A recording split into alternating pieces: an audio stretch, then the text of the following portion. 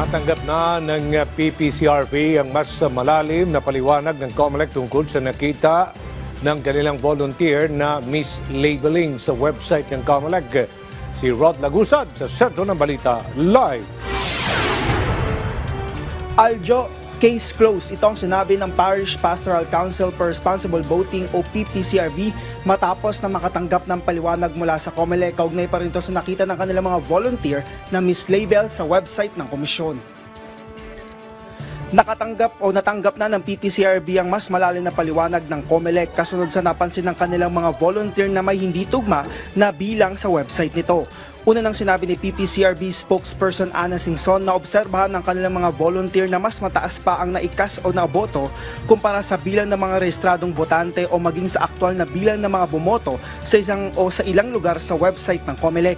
Base sa naging paliwanag ng COMELEC sa PPCRB.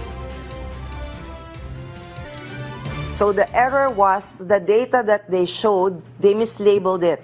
They showed the data that was scanned when they should have shown the data that was the actual valid actual valid number of ballots. That is why if you're looking at scanned, it can scan ballots. It can really be more than the number of voters.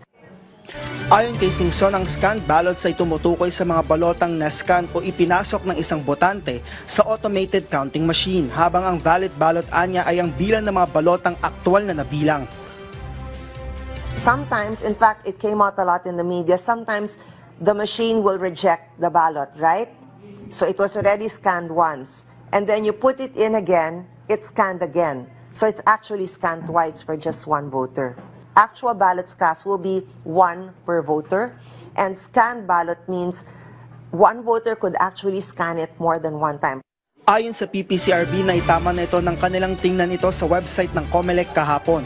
Nakita ng mga volunteer ng PPCRB ang nangyaring mislabel sa Zamboanga City at Dumaguete City sa website ng COMELEC.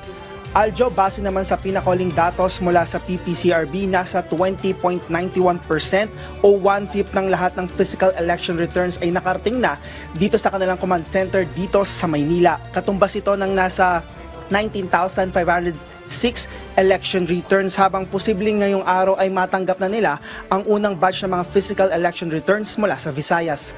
Aljo. Maraming salamat, Rod Lagusad.